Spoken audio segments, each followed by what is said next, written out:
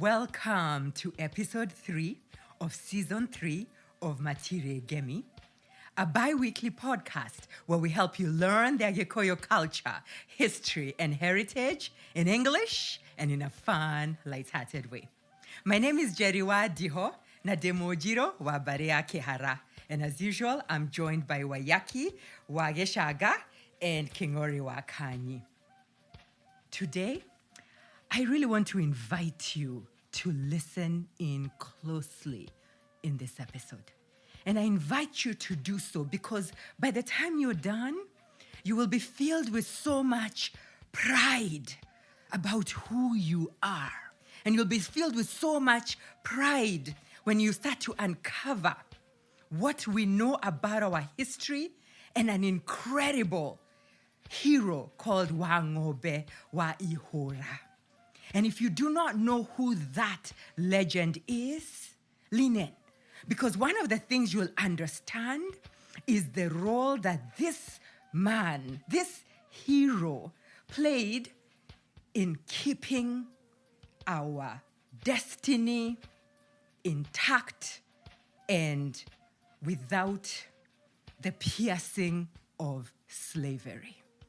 How were the Agîkûyû able to keep away the slave traders who were Arabs, the slave traders who were Goan, the slave traders who were Europeans?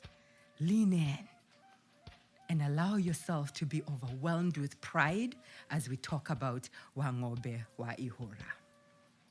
Well, here we are talking about the next hero in the pre-colonial Agîkûyû history. So why don't we start with some introductions? But before we do that, Wayaki, who are we talking about today? Today we are talking about Wang'ombe wa Ihûra. Mm-hmm. Yeah, more on that in a bit. All right, I can't wait. But why don't you introduce yourself? My name is Wayaki Wageshaga, Moshara wa Barea Muturi, and I'm happy to be here. Wonderful, welcome. Well, Kingori, you're leading our conversation today, so maybe introduce yourself first. Yes, thank you. Oyo ne Kingori Wakanyi, moboi wa Barea Marigo, na nyumete Nyeri Teto. So I'm from Teto, and I'm so excited because today, this gentleman we're talking about actually hailed from that part of the country. He's your people. Our people. Na hidisho the njuga nidhayo. Wonderful. All right. So tell us about this hero, Wang'ombe wa Ihûra. Yeah, so if ever we came close in the last few centuries to having a Muthamaki that was close to being a king, this was the man. This was Wang'ombe wa Ihûra. And he was born in the early I don't want to say mid 1800s, so maybe 1840, 1850. And he comes about at a time where there's great prosperity in northern Agîkûyû country. So the areas of Nyeri, Murang'a, those areas were doing very well. Mm-hmm. It was a time of a lot of cattle in Nyeri, a lot of sheep and goats. It was a wealthy time. It was also a time that the Maasai incursions into Nyeri were at an all-time low. And to give a little, back history, a little bit of some context, this is a time when the Maasai are going over, they're having these conflicts that were called Ilkiop Wars. Mm-hmm. And they're having like interclan warfare. So they're kind of distracted. They're not focusing on us. I see. They're having a lot of drama happening there. So then we take that time to build our wealth. Exactly. There's a lot of kids. We were told that there was like babies that were being born. It was a boom time for Agîkûyû. So this is when we see this gentleman come into play. And so Wang'ombe wa Ihûra was born to a gentleman in Kamakwa village in Teto. This gentleman was called Ihûra Karogo, and he was a Kikuyu trader. So they were doing so well that his job was actually to go trade. He would take all the food stuff that we had, take him into Maasai country and trade them for cattle. And so it's an interesting backdrop to see what was happening. We just know these farmers, there was a lot of trade happening at this time. And Wang'ombe Ihûra would accompany him. And so, the in his early life, that's what he's exposed to. But something tragic happens. His father is killed by the Laikipiap Maasai during one of these trade missions. We know that his mother was actually from that community. So the mother was a Mokavi. And this kind of introduces him to us as what we call a higa. And I know we'll be talking about another hinga later. But introduces him as a higa, which is, maybe we can let Wayaki tell us what a higa is. I was going to say, because one of us here is a higa. Or in the lineage. Right. Yeah, so the word higa has several meanings. It could mean to close.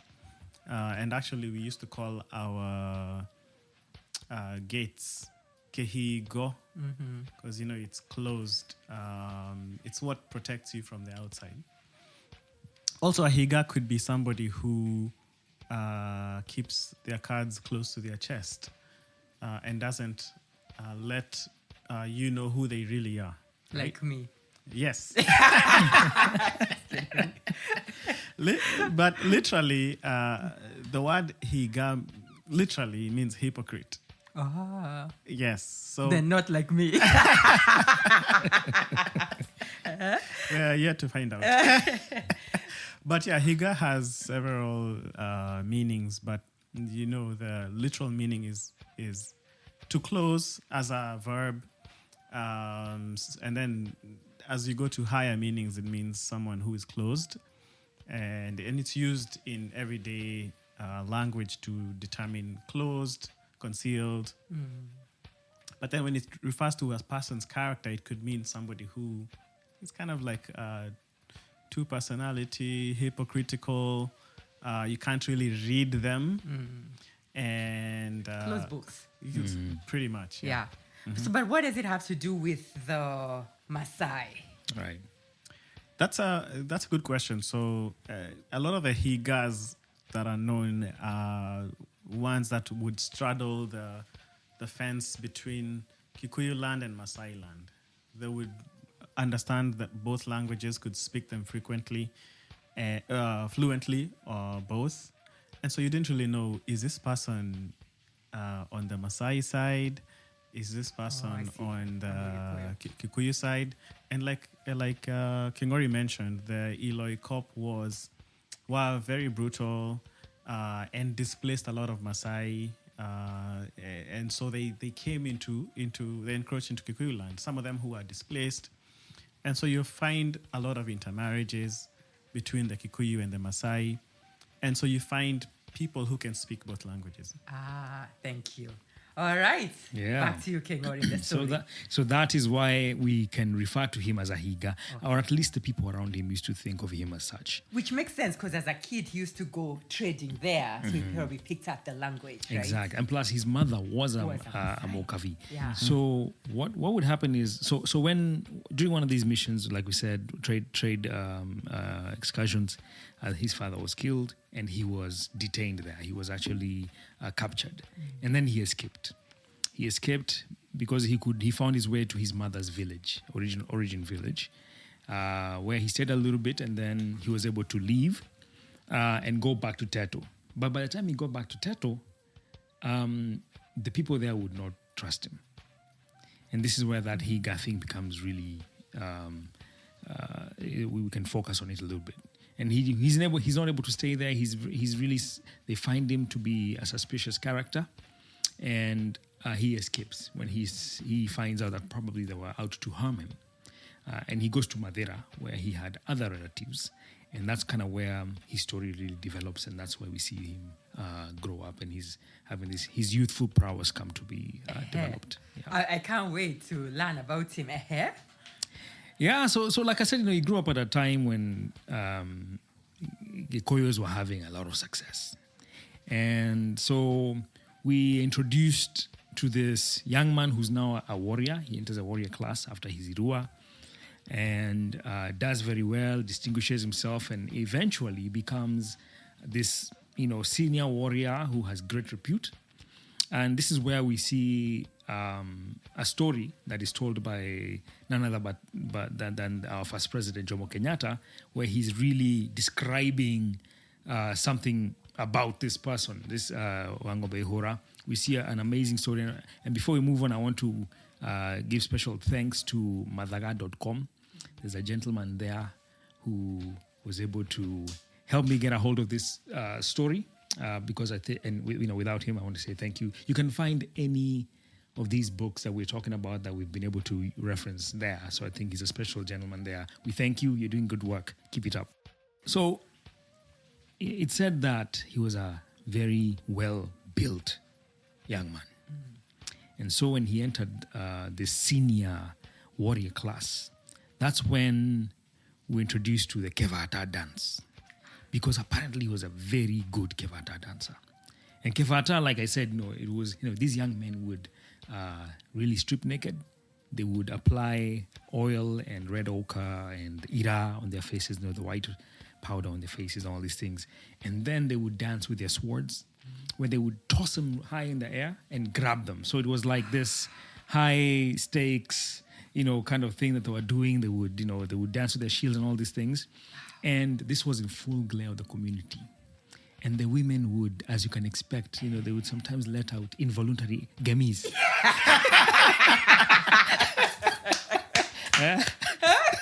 Yeah. Involuntary gamis. Yeah, gamis are no shiakahe. It was a spectacle. Anjali would have loved it. I'm already visualizing. You're visualizing it. Yeah. And these are well built, and they're jumping, everything, and you can imagine playing with spears. Yeah, playing with spears and like it too. And so it was just this beautiful, beautiful dance that they were prepping for in this particular time when we were meeting him. There's a sound of war. That is, trumpets are blown. We used to have this shoro. So they heard that alarm while they were dancing. While they were preparing to go for this great feast that had been prepared. Okay. Yeah, and during these times, these feasts, this was after harvests, as we've previously described in the past. And this particular one is after a millet harvest, which was, there's a lot of oshoro everywhere, uji, and goats are being slaughtered, cows are being slaughtered. People are just in a merrymaking mode. People are drinking, and so the Maasai knew that this was the right time for them to attack. Because they're distracted. They're distracted, Yeah. so this is going to be an easy picking. Yeah. And this is at the time where there's so much cattle in Kikuyu land that they have Maasai type kraals. What do you call them? The bombers. They have plentiful. The enclosures. The enclosures. Yeah. They're plentiful in Kikuyu country because the cattle are just plentiful. And so they were going to come, pick them off, perhaps recuperating their losses from other incursions that they were having with other Maasai groups. Yeah. And so this is where we see Wang'ombe distinguish himself in one of the battles where they sent spies who could actually speak Maasai, and they used Dorobo to get information on the position of the advancing Maasai, and so they lay traps for them, and they ambushed them while they were on the attack. So they weren't caught flat-footed. Okay. And so the story is told about how while they were now, taking an upper hand in the battle, the tide had turned, and Wang'ombe and his team was winning. They were winning. And so So Wang'ombe at that time, in terms of with the other warriors, he had distinguished himself as a leader, a great warrior. Yes, he was actually the leader of the warriors in this particular area of Madeira. Okay. He was he was not a Mudhuri wa Kiama yet, but he was in the Jaba Ita. We're talking about the Njamas, the councils. He was a leader of the war senior council. council. Okay. Yeah. Senior war council. Okay. And so So he hadn't rushed yet. He hadn't found a mama. at this point, no, he would not have been married. Yeah, Okay. or actually, as a senior warrior, you could be married, but it was not a prerequisite. Okay. Yeah, but so they're winning, and the leader of the advancing party from the Maasai was wearing this amazing headgear with ostrich feathers and what have you, and he really wanted it as a trophy. Wang'ombe wanted that headgear. Yes, because he was like, I'm going to take this thing as a trophy. Yeah. And so he managed to subdue the guy. And just as he was about to deal a spear into his body, the young man spoke to him in Kimasai. Wow. And told him, brother, don't kill me. And Wang'ombe recognized him. He was actually a Agîkûyû who had left with his mother and had moved to this Maasai community and grew up as a Maasai. Wow. So he saw himself in that young man, and he actually remembered him as a child. They were childhood friends. Yeah. Wow. And so he spared his life. But in order to spare his life, he spoke in Kimasai and commanded the Maasai troops to put their arms down lest he kill their leader. And because they actually knew that they were already kind of subdued at this point, they surrendered. So when they surrendered, it is said that a lamb was brought and slaughtered, and they all cooled their heels in its entrails. So, and it's a very significant thing because in Gikoyo, sometimes goats are used and sometimes sheep are used in a sacrifice. And in this case, sheep is used when you're trying to horia. To calm the situation. To calm situations. Okay. And so they had a treaty that day. Okay. And a blood brotherhood was born between the Maasai and the Kikuyu of Teto at that point.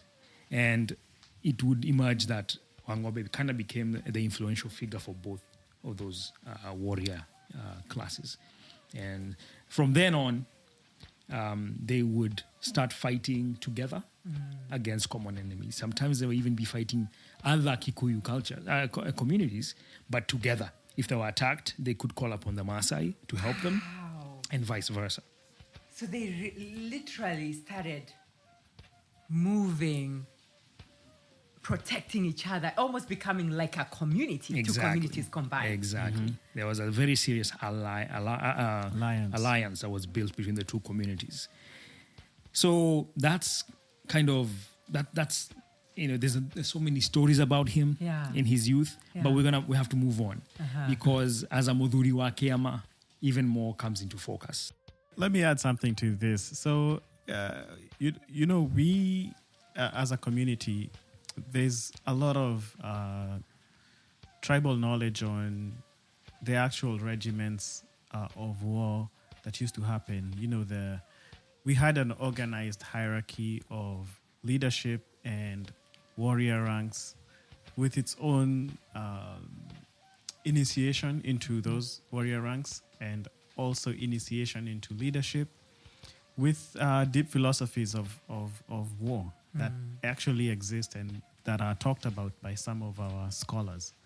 So even if you think about the 1800s, 1700s, we as a community were very organized in how we managed our security, how we managed our men's and women's affairs. We had a system even before colonialism came.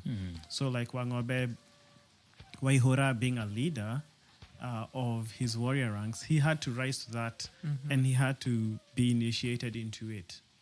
So we tend to think of these wars we're talking about or these skirmishes as primitive, but there was a lot of strategy, there was a lot of surveillance, spies, and so on. Right. So we have to think about, when we think about war today, we think about First World War, Second World War, we think about, organized tanks, guns, strategy, and so on. But even our communities had those strategies, and ways of organizing Yeah. to protect ourselves. We had great militaries, right? Like you're saying, contrary to what we might see on TV, in movies where you see these, I'm going to just call it naked Africans running randomly, right? And then clashing. That's not the way it was, because you had to have military systems to protect your community, just as today, every country has military systems.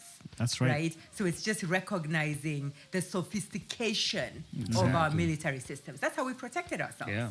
Yeah, love it. Yeah, and you can see there were complexities, peace treaties, treaties of what do you call it, mutual cooperation between different groups. These things were happening, and so Let me just jump in. I'm so sorry, right. because No. the more you say this, the more I want us to remember, right, that our ancestors were not backward. Just because things were not written on paper, the last thing we should continue to embrace is the notion that we were colonized because we were backward and inferior, right? That was not the case, right? We were overpowered militarily, right? But we were not backward. And I love these stories because they keep reminding us of who we are, our depth, our knowledge, our strategic thinking. Anyway. And our triumph. Yes. Right. Yes. So going through difficult times and being able to be here, we are children of those ancestors we're talking about. Yeah. Love it. All right, Kengori. Right. Let's go back to, one of your ancestors. Wang'ombe. Wang'ombe. Yeah, so he would serve in Jamayaita, which is, as we said, is a war council, and he was a commander. So in addition to being a member of the Kema, he was also a war commander. And this was not unusual. There are many different types of Kema elders. You have, the Kema elders who are militarily apt, and you have Kema elders who are more into the kerera, the wisdom and spiritual undertakings. And then you have Kema elders who are more judicial. They were like, accomplished judicial practitioners. And so those are kind of like the three ways you can look at how leadership would be segmented. There are other complex ways of looking at it, types of leaders, but these are kind of like the three main buckets. And so we see a perfect sample of such in Wang'ombe wa Ihûra. And one of the things he did is, he started this system. And I don't know how old the system is or whether he just did it better, but it was called Kwarahura Jama.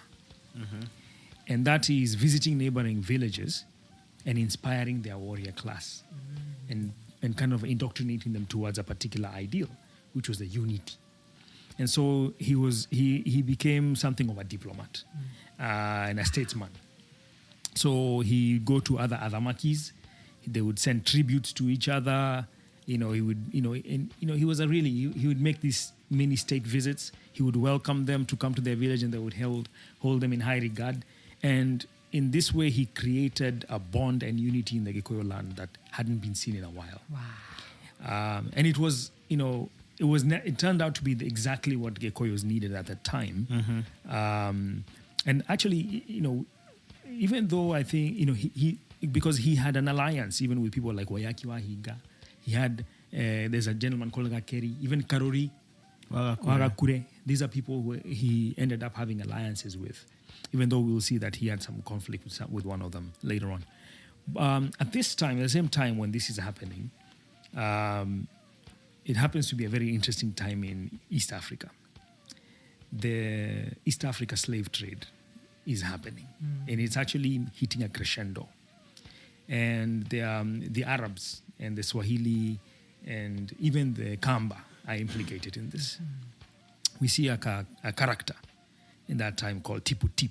You may remember that guy from history. History class. Yes, yeah. And we're seeing that this gentleman is unable to penetrate our area of Kenya. As in the Koyo area or just the generally, area? Okay. there was a buffer created by the Maasai, right? And so the Tipu Tip and his guys, they had to go around. In fact, they ended up setting up he ended up setting up a kingdom, Tipu himself, in Congo, because they had to just avoid going through The Maasai, this yeah. area. Even though Yeah. they were coming from Mombasa and Zanzibar, they could not cross directly into Maasai areas. Right.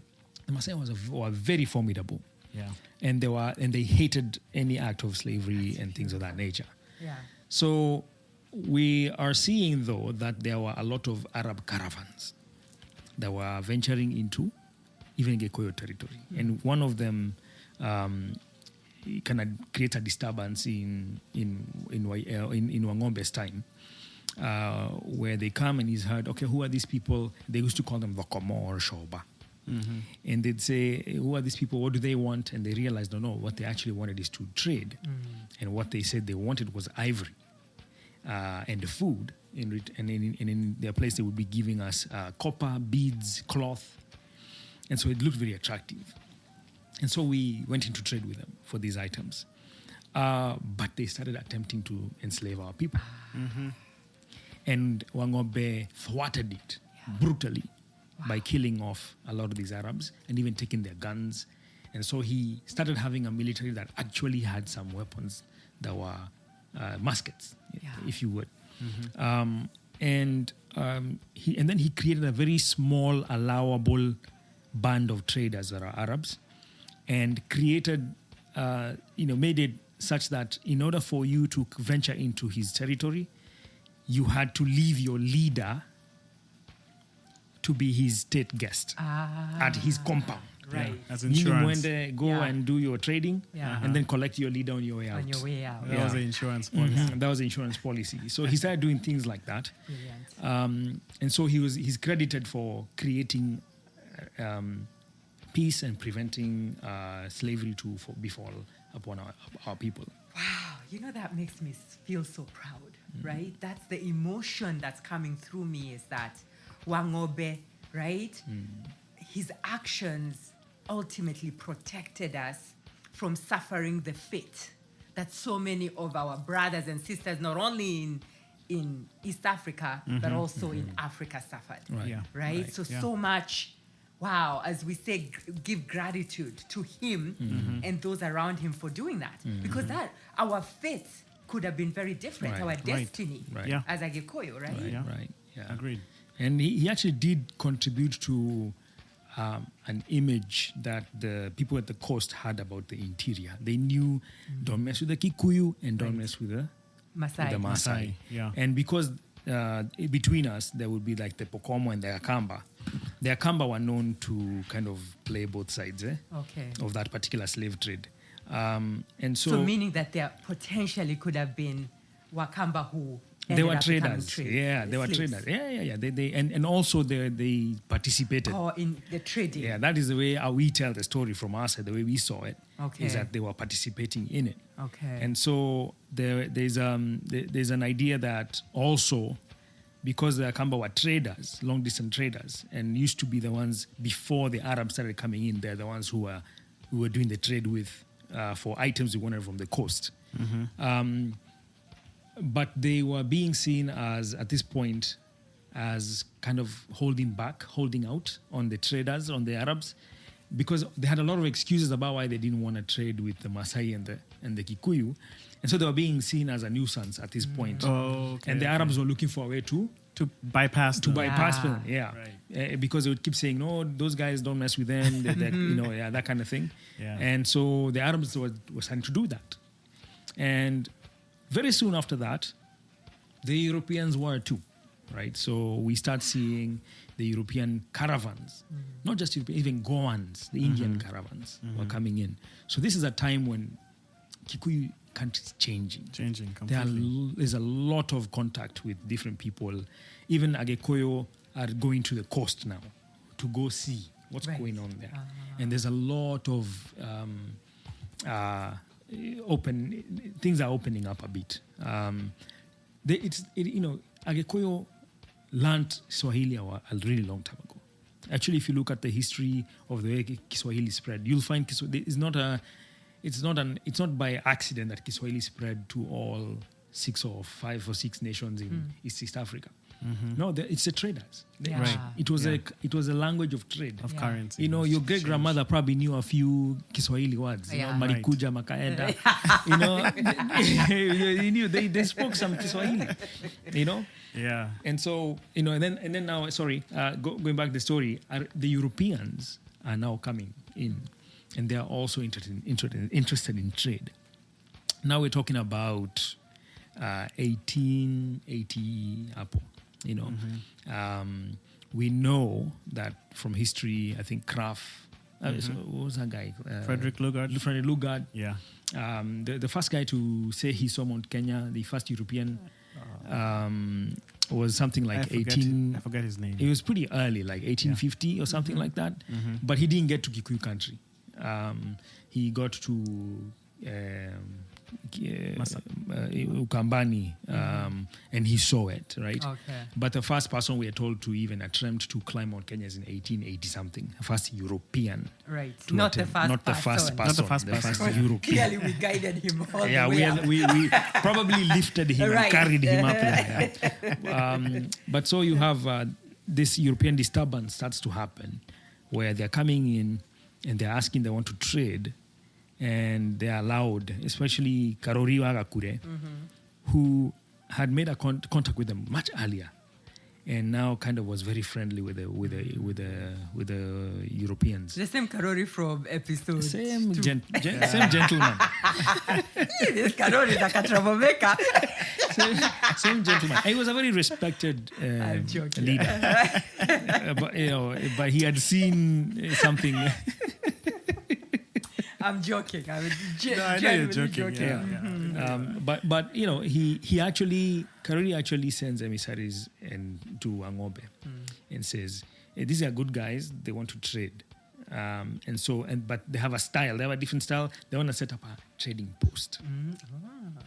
So they just don't want to just come and go. They want a space. Set up a hub. And That to me rings of slave trade when you have a hub, right? like a hub for bringing your things, whatever, your storage unit. It was actually Not necessarily. Not necessarily. Okay. Yeah, it's just a place and you want a depot. Yeah. And Like so he- storage. Yeah. A place for them to to take a be shower. coming, the rest, those things.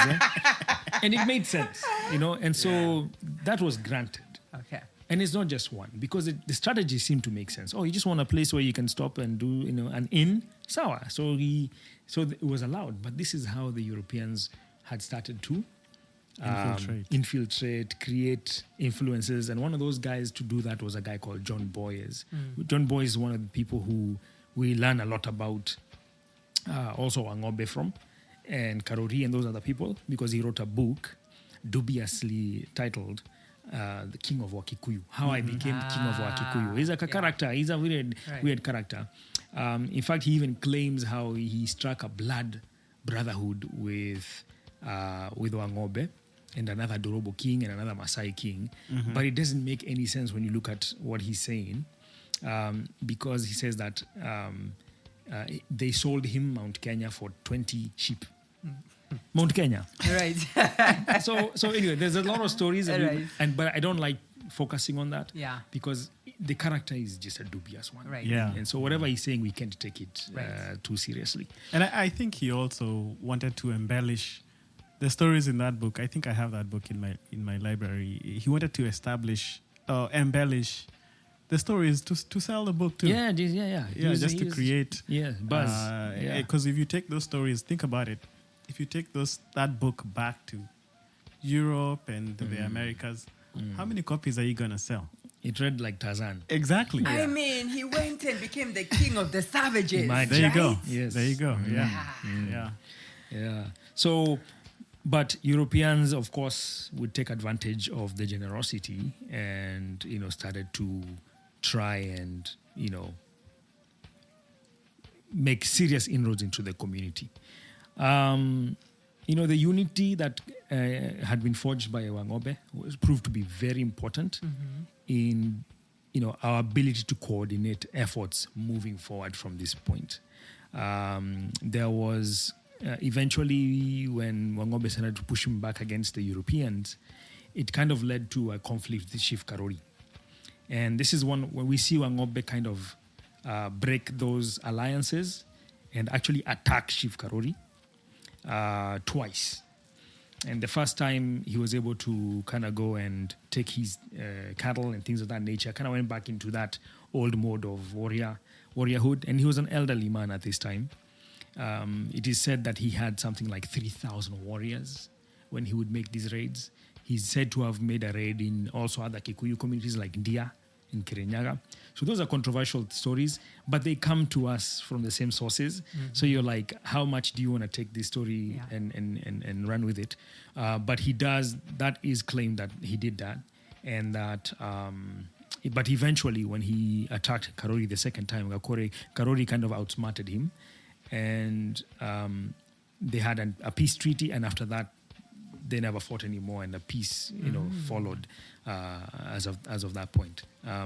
But this is what soon after that he actually died, and which was 1902 when he's said to have died, and was succeeded by Deriwa Wang'ombe, who becomes a colonial chief that we will be seeing down the line in this season.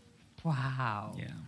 What a powerful story. Yeah, absolutely, right? yeah. What a man. Why did I not know about him before today? Right. Wow. All right, Wayaki, any final thoughts here? Yeah, I want to say that energy of Kwarahura Jama, when energy is not lost, it's just transmitted, or it's moved from one form to another, but it's never lost. So that energy that Wang'ombe wa Ihûra managed to put in the Kikuyu community is the same energy that was used, which we'll come to see in the resistance movement, in the Mau Mau. Yeah. It's the same energy that we had, that same fire.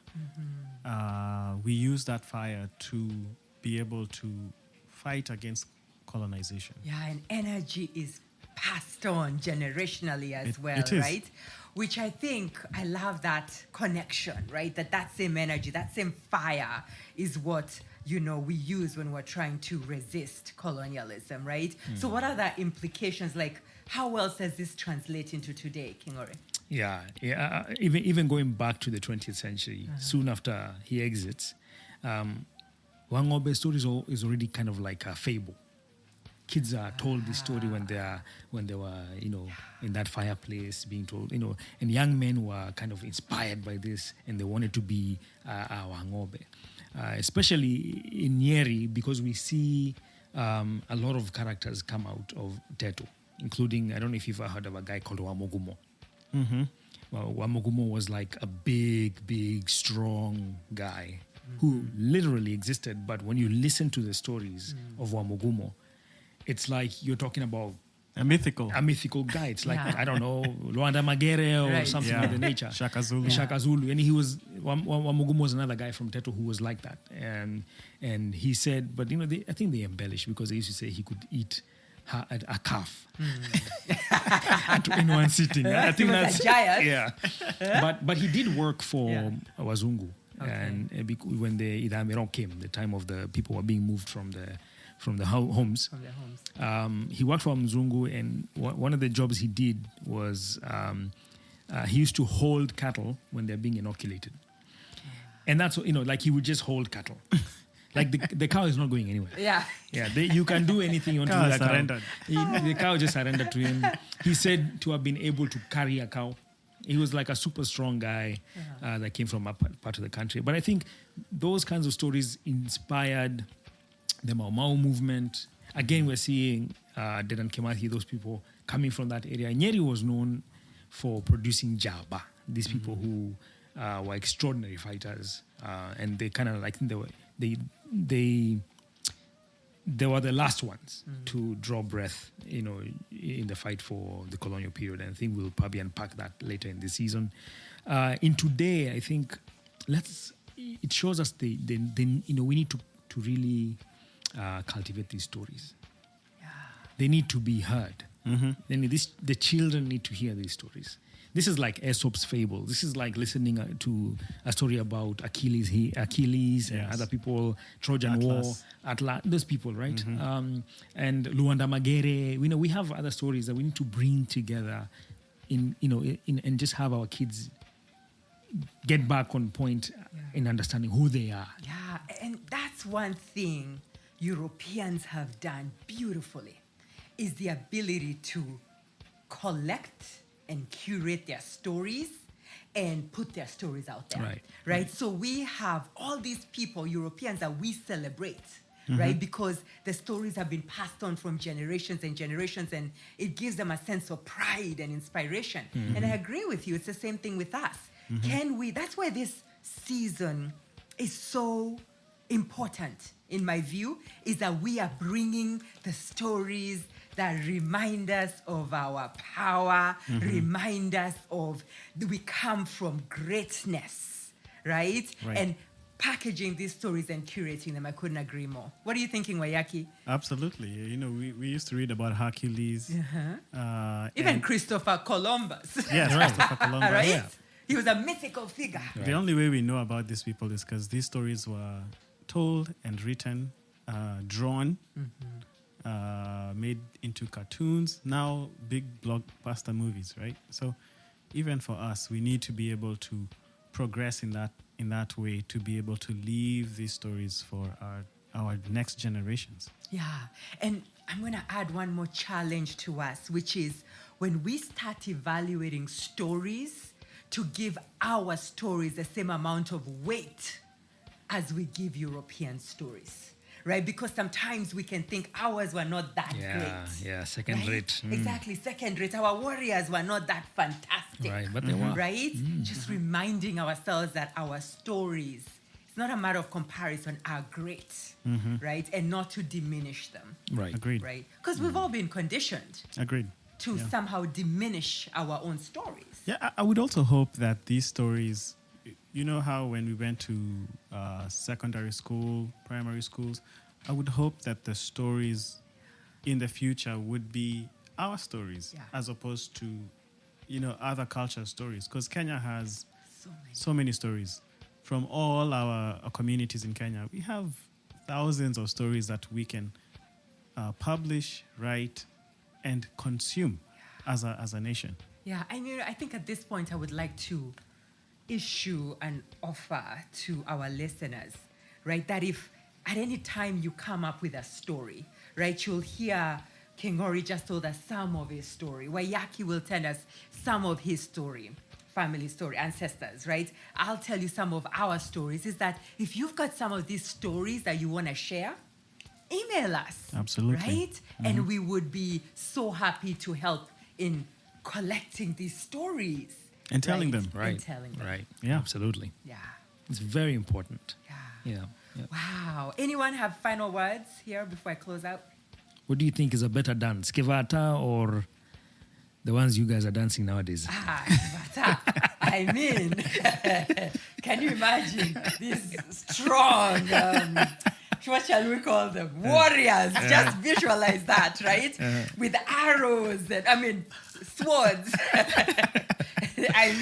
Beasts. These are like beastly men dancing. There's no comparison. You don't think the new rap videos, those dances are good? You don't think so? Oh, the ones guys just leaning against the wall. Yeah, lean back. You don't think that's can it be compared to Kepata? I cannot be compared. Not only from the just that masculine energy. Yeah. But even from the sexiness of it all. All right.